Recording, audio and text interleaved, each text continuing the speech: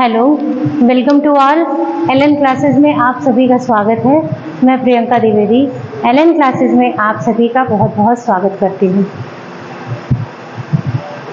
आपके इस चैनल पर MA third paper life is point development की एक सीरीज चल रही है, जिसमें आज हम अगली कक्षा को एक स्टेप और आगे बढ़ा रहे हैं। इसमें हम लोग देखेंगे कि विकास पर वातावरण का क्या प्रभाव पड़ता है।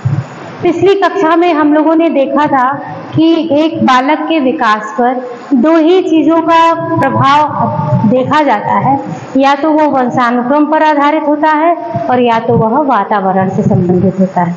50% वंशानुक्रम उसके विकास को प्रभावित करता है और 50% उसका वातावरण उसके विकास के लिए उत्तरदायी होता है। तो अब आज इस क्लास में हम देखेंगे कि विकास पर वातावरण किस प्रकार से प्रभावी है और वह एक बच्चे के विकास में कैसे अपना रोल अदा करता है। कल भी मैंने कुछ पॉइंट्स पर आप लोगों से बात की थी, जैसे घर के वातावरण पर, विद्यालय के वातावरण पर और पास पड़ोस पर। इन 3 पॉइंट्स पर हमने पिछली कक्षा में बात कर ली थी। अब मैं आगे प्राकृतिक पर्यावरण का बालक के विकास पर क्या और कैसे प्रभाव पड़ता है, यह डिस्कस करूंगी। देखिए, एक बच्चा किस प्रकार से अपने जीवन में गुणवत्ता को प्राप्त करेगा, यह उसके जन्म के प्राकृतिक स्थान पर भी बहुत महत्व देने वाली बात है। अब जैसे जो बच्चा पहाड़ी क्षेत्र में या फिर ऐसे क्षेत्र में जिसका जन्म हो गया जहां पर संसाधनों की कमी है, तो उसके विकास में वो चीजें उसको कहां से मिलेंगी। अब बच्चा जो कश्मीर में है या जो पहाड़ी क्षेत्रों में रह रहा है जहां पर संसाधन सीमित हैं, तो उसे वह सुविधा वहां पर तो नहीं मिल सकती। उसके लिए उसे उस स्थान को छोड़ करके दूसरे साधन संपन्न स्थान पर जाना ही पड़ेगा। ठीक वैसे ही जैसे कि एक बच्चा मान लीजिए कि कश्मीर में है या फिर मणिपुर की तरफ है, दार्जिलिंग क्षेत्र में है या ऐसे क्षेत्रों पर है जहां पर संसाधनों की कमी है, तो उसके विकास में और जो बच्चा हमारी राजधानी में दिल्ली में रह रहा है उसके विकास में अंतर नहीं होगा? बिल्कुल होगा। क्यों? क्योंकि दिल्ली में उसे शिक्षा से संबंधित, स्वास्थ्य से संबंधित उसकी आवश्यकताएं जितनी भी हैं, उन सब की पूर्ति उसे आसानी से कम श्रम के द्वारा, कम मेहनत के द्वारा हो जा रही है, उसकी आवश्यकता पूरी हो जा रही है। लेकिन वही चीज अगर किसी ऐसे स्थान पर वह बच्चा जन्म ले लिया जहां पर उसे बहुत दूर दूर तक जाने पर भी उसकी छोटी मोटी भोजन की, पानी की आवश्यकता पूरी नहीं हो रही है, तो उसके विकास की तो बात ही हम नहीं कर सकते। अब जैसे पहले क्या था या अभी भी है, राजस्थान में, गुजरात में जो आपका रेगिस्तानी एरिया है, वहां पर आप देखिए तो आज भी जो है लोग पानी भरने के लिए मीलों लंबी दूरी को पैदल तय करते हैं और तब कहीं जाकर के उनको एक मटका पानी नसीब होता है। जिस घर में एक बच्चे को पानी पीने के लिए 2 मील 2 कोस तक की दूरी को जाकर के पूरा करके और तब पानी मिल रहा है, तो वो बच्चा पहले अपने घर की बेसिक नीड को पूरा करने में अपने परिवार की मदद करेगा कि वो तुरंत ख्वाब देखने लगेगा कि हमको तुरंत कंप्यूटर, लैपटॉप और मोबाइल मिल जाए, या फिर हमारे लिए एकदम सब कुछ साधन संपन्न व्यवस्था मिल जाए और हम उस पर ही अपने विकास को आगे की तरफ उन्मुख करें। ऐसा तो संभव नहीं है। इसलिए जो प्राकृतिक परिवेश होता है वह व्यक्ति के जीवन में, उसके विकास में अपनी बहुत महत्वपूर्ण भूमिका निभाता है। कई बार तो ऐसा होता है कि व्यक्ति एक अच्छे माहौल में, एक अच्छे स्थान पर भी होते हुए भी कुछ प्राकृतिक आपदाओं से पीड़ित हो जाता है और वैसे भी उसका विकास जो है रुक जाता है या बाधित हो जाता है। अब जैसे बाढ़ आ जा रही है, उत्तराखंड में देख लीजिए, अभी जल्दी ही बाढ़ आई, कितना मकान ढह गए, कितनी लैंडस्लाइड हुई, कहाँ कहाँ आप देखिए कि प्राकृतिक प्रकोप झेलने को मिल रहा है। तो इस तरीके से हमने देखा या हम देखते आ रहे हैं कि जो जितना विकास समतल क्षेत्र पर या साधन संपन्न क्षेत्र में व्यक्तियों का होता है, उतना अधिक विकास पर्वतीय क्षेत्रों पर या कठिन प्राकृतिक जो पर्यावरण है वहां के लोगों का विकास उतना अच्छा नहीं हो पाता है। वहां के लोग अपनी दैनिक आवश्यकताओं से ही समायोजन करते रह जाते हैं, बाकी चीजों को वो लोग प्राप्त करने के बारे में सोचे इसका उनके पास समय ही नहीं रहता है। तो जो भी सुविधा और जो साधन सामान्य क्षेत्र में लोगों को मिलती है, उन लोगों को उसका लाभ उठा करके आगे बढ़ना चाहिए, और जिनके पास सुविधाएं नहीं हैं उन तक सुविधाएं कैसे पहुंचेंगी इसके लिए हमें प्रयासरत होना चाहिए, तभी हम एक सामाजिक प्राणी का फर्ज अदा कर पाएंगे। तो यहाँ पर देखिए, यहाँ मैंने आपको बताया कि प्राकृतिक पर्यावरण किस प्रकार से एक बालक के विकास को सहायता भी करता है और बाधित भी करता है। अगर क्षेत्र अच्छा है, समतल है, वहाँ पर सुख सुविधाएं डेवलप हो चुकी हैं तो उसको लाभ मिलेगा, और अगर नहीं है या फिर अच्छे संसाधन होने के बावजूद प्राकृतिक आपदा में उसका नुकसान हो गया तो वैसी स्थिति में व्यक्ति के विकास में बाधा पहुंचती है। तो अब हम बात करेंगे संस्कृति और सभ्यता। संस्कृति क्या होती है और सभ्यता क्या होती है? कई बार हम इसमें विभेद ही नहीं कर पाते हैं। हमें ये लगता है कि संस्कृति और सभ्यता ये दोनों एक ही शब्द हैं, लेकिन नहीं, संस्कृति अलग है और सभ्यता अलग है। संस्कृति का अर्थ वह होता है जो हमें रीति रिवाज, मान्यताएं, विचार, शिष्टाचार के रूप में अपने पूर्वजों से प्राप्त है। जैसे हमारे त्योहार हैं, हमारे ग्रंथ हैं, हमारी पूजा पद्धतियां हैं, हमारे दर्शन हैं, ये सब हमें अपनी पुरानी पीढ़ियों से प्राप्त हैं, तो ये हमारी संस्कृति में आ जाते हैं। हमारा पहनावा हुआ, ठीक है, तो ये सब क्या है? ये सब हमें संस्कृति से प्राप्त है। लेकिन सभ्यता का अर्थ होता है कि हमारे जीवन काल में जो सुख सुविधा, हमारे समय, हमारे श्रम, हमारे धन, इन सभी के समायोजन और बचत के द्वारा जब हमें एक अच्छी सुविधा मिलती है, एक अच्छी व्यवस्था मिलती है, तो वही हमारी सभ्यता कही जाती है। अब जैसे देखिए, उदाहरण के तौर पर हम मोहनजोदारो और हड़प्पा को संस्कृति नहीं कहते हैं, सभ्यता कहते हैं। क्यों? क्योंकि वह उस समय वहाँ का रहन सहन, सड़क योजना, घर निर्माण, या जो वहाँ के नगर की योजना जो है, जो आज के नगरों को भी जो है अगर देखा जाए तो उस समय, इतने पुराने समय में जाकर के भी वैसी संरचना की गई थी, वैसे घरों का निर्माण किया गया था। नाली, कुएं, अनाज संग्रह, भंडार गृह, ये सारी चीजें जो है वो जो की गई थी, किस नाम से जानी जाती है? सभ्यता के नाम से जानी जाती है। अब आज क्या है? ये 21वीं सदी की सभ्यता क्या है? ये इंटरनेट बेस्ड है। यहाँ पर इंटरनेट, टेक्नोलॉजी, नए नए इन्वेंशंस, ये सारी ये हमारी सभ्यता हो गई। पुराने समय में जो जांता चक्की का प्रयोग करके और भोजन खाया जाता था, सावा, कोदो, या फिर बैलगाड़ी, या फिर पगडंडियां, खेतों में वो बैल से जुताई करना, ये पुरानी सभ्यता है। हैंडपंप, नलकूप से पानी खींचना, ये सब पुरानी सभ्यता की चीजें हो गई। सभ्यता समय के साथ बदलती रहती है और संस्कृति समय के साथ साथ एक बार फिर से पुनर्जीवित होती रहती है। ये दोनों में अंतर है।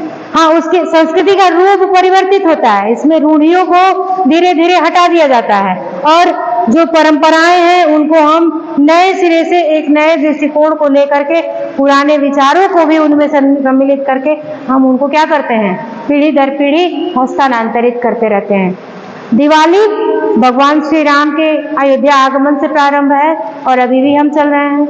होली प्रहलाद के बचने से ही हम मना रहे हैं और आज तक हम मना रहे हैं। ईद, क्रिसमस, ये सब कुछ, ये हमें क्या मिला है? हमें ट्रेडिशन से मिला है, हमें अपनी परंपरा से मिला है। ये हमारा कल्चर है। हमारा साड़ी का पहनना, हमारे सूट का पहनना, ये सब क्या है? हमारा कल्चर है। धोती कुर्ता, भारतीय कल्चर की बात मैं कर रही हूँ, मैं विदेशों की बात नहीं कर रही। विदेशों की भी अपनी अपनी अलग अलग समय के टाइम फेज की अलग अलग सभ्यता रही है।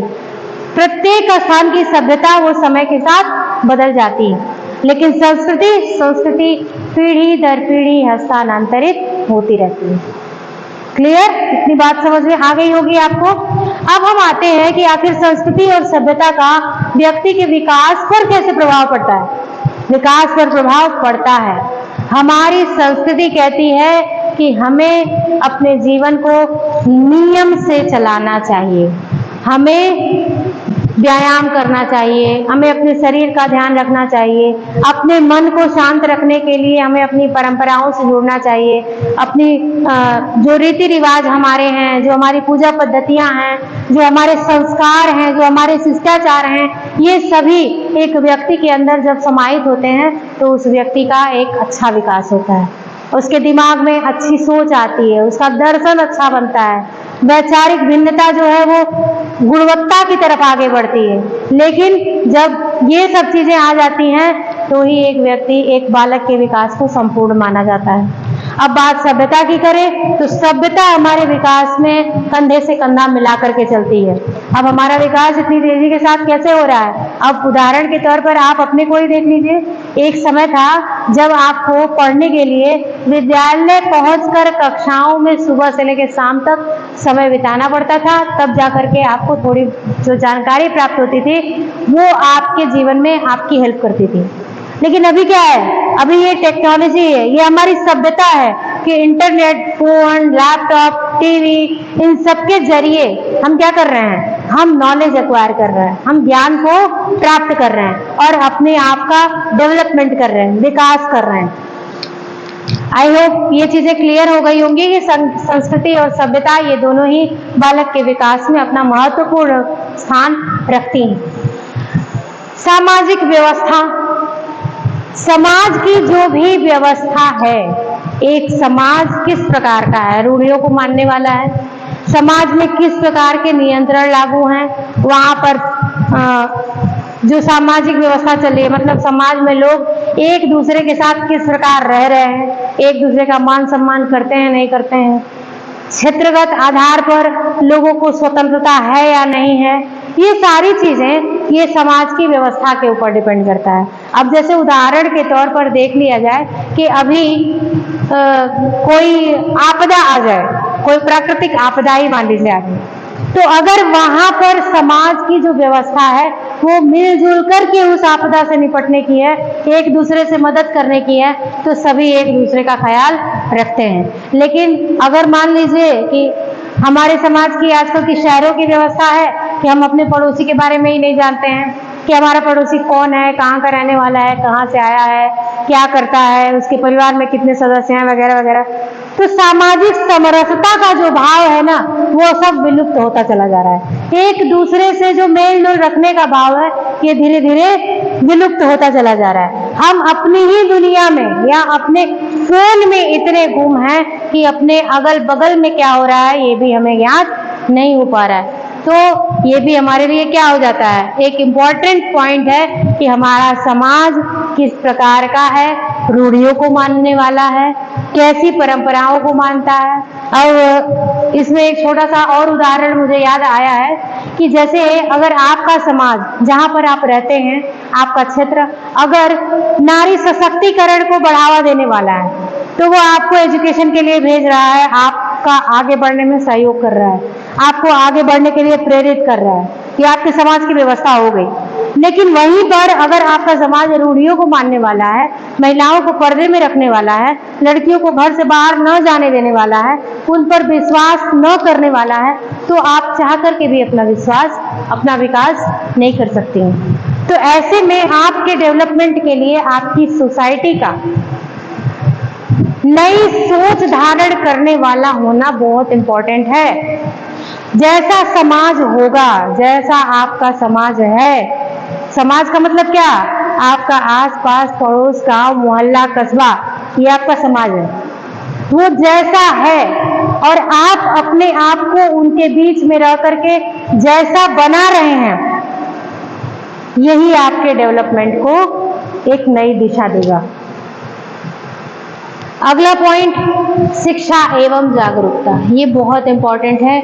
अगर आप या कोई भी बच्चा एक परिवार में जन्म ले रहा है और उसका परिवार शिक्षित नहीं है, उसके विकास के लिए जागरूक नहीं है, तो उसके परिवार का जो वातावरण है ना वो उसके लिए घुटन भरा हो जाएगा, या ऐसे कह सकते हैं, घुटन तो नहीं कहेंगे क्योंकि उस समय तक उसे उस बात का एहसास ही नहीं है कि विकास होता क्या है। बच्चा तो अबोध है, उसे तो जानकारी ही नहीं है, तो वो घुटेगा कैसे।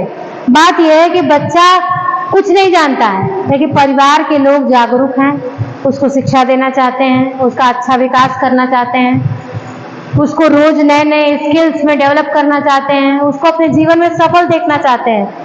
तो बच्चे के शिक्षित होने से पहले उसके परिवार का शिक्षित होना बहुत जरूरी है, उसके पारिवारिक वातावरण का शिक्षाप्रद होना बहुत जरूरी है, और अपने बच्चे के लिए विकास के जो बिंदु हैं उनके लिए परिवार का जागरूक होना भी उतना ही इम्पोर्टेंट है जितना कि एक बच्चे के विकास के लिए उसके शरीर का विकसित होना। सिर्फ शरीर विकसित हो जाने से व्यक्ति का जीवन विकसित नहीं हो जाता है। एक व्यक्ति को सफल सामाजिक व्यक्तित्व के रूप में जब विकास की पूर्णता मिलती है तो ही हम उसे सफलता की श्रेणी में रखते हैं। ऐसा हमारे समाज का एक मानदंड है, एक क्राइटेरिया डिसाइड किया गया है कि एक व्यक्ति जब समाज में एक अच्छा ओहदा, एक अच्छा आर्थिक स्तर, एक अच्छा व्यवहार, ये सब कुछ प्राप्त कर लेता है तो समाज में उसकी पहचान अलग हो जाती है, और यही इसके कंप्लीट डेवलपमेंट को शो करता है। अब देखेंगे हम आगे कि एक बालक के विकास में उसका वंशानुक्रम किस तरीके से हेल्प करता है। 50% भूमिका तो आपका वातावरण निभा लेता है, 50% तो आपका वातावरण निभा लेता है। अब बचा हुआ जो 50% डेवलपमेंट है यह वंशानुक्रम निभाता है, और जिसको हम अभी देख रहे हैं।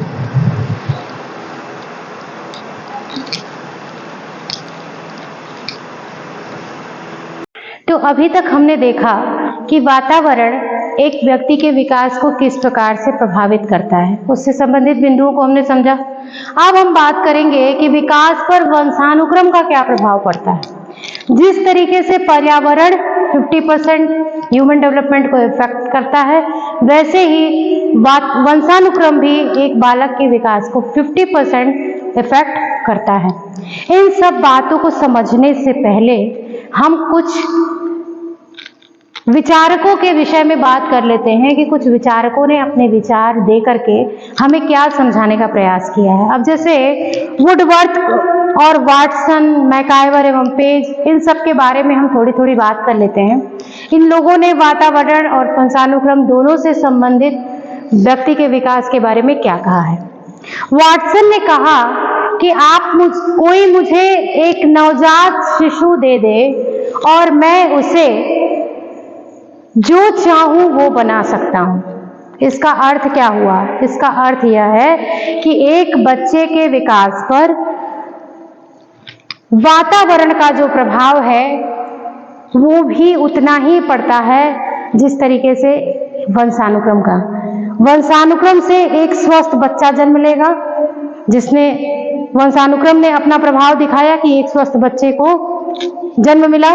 अब उस नवजात शिशु को जैसे पर्यावरण में रखा जाएगा, जैसे पर्यावरण में डाला जाएगा, उसका विकास भी वैसा ही होगा।